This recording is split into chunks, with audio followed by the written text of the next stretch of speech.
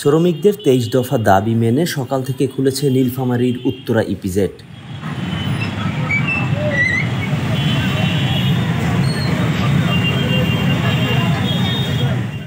উত্তরা ইপিজেডের নির্বাহী পরিচালক মোহাম্মদ আব্দুল জব্বার বিষয়টি নিশ্চিত করে বলেন, শ্রমিকদের দাবিগুলো নিয়ে বৈঠকে সমস্যার সমাধান হয়েছে।